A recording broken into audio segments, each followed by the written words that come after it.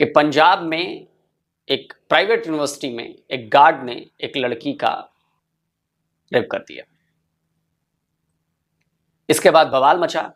Police بھی معاملے کو چھپانے میں لگی ہے, جو یونیورسٹی ہے وہ بھی معاملے کو چھپانے میں لگی ہے, دبانے کو لگی ہے, اپنے گارڈ کو بچانے میں لگی ہے.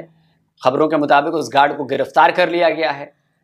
لیکن اس کے بعد بھی کئی لوگ ہیں جو اس گارڈ کو بچانے کے لیے پلیٹ فارم پر اتر آئے. اس میں ایک آدھ پترکار بھی ہیں پاکستان کے. اب آپ سوچئے کہ یہ ہے پاکستان کی سوسائٹی جہاں پر ایک لڑکی کے ساتھ غلط کام ہوا اور لوگ اس لڑکی کو دوشی ٹھہرانے لگے. یہی تو ذاکر نائک کہہ رہا تھا, اور اس کا ایگزامپل دیکھیں مل گیا. آج آپ نے اس کی باتیں سنی کہ وہ کالج میں لڑکی کے ساتھ جو ہوا وہ ذاکر نائک کی وجہ سے ہوا. یہ اتنے ڈرتے ہیں نا مسلمان سے, اور یہ اللہ نے ان کے دلوں میں رعب ڈال دیے. اب جو بھی بات ہوگی تو یہ ڈائریکٹ ذاکر نائک کے ساتھ لگائیں گے.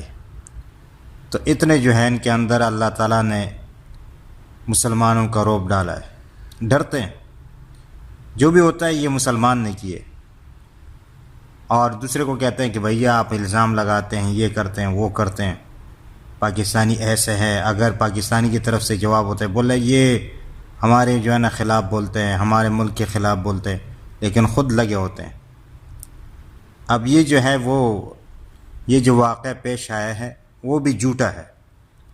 ابھی لوگ کہہ رہے ہیں کہ نہیں اس طرح واقعہ نہیں ہوا ہے, تو جھوٹا واقعہ جو ہے وہ میڈیا نے وہ مشہور کر دیے. تو یہ چیزیں ہیں, لیکن یہ ان لوگوں پر افسوس آتا ہے کہ بھائی تمہارا کوئی اور کام نہیں ہے, بس ڈائریکٹ تم لوگوں نے ڈاکٹر کے ساتھ جوڑ دیا. تو یہ ہے اللہ تعالیٰ نے جو ہے نا ان کے دلوں میں مرض کو بڑھا دیے. فی قلوبہم مرض فزادہم اللہ مرضا ولہم عذاب علیم بما کانوا یکذبون.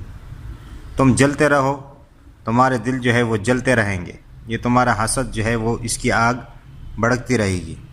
اللہ تعالیٰ اس میں اور اضافہ فرمائے. آمین.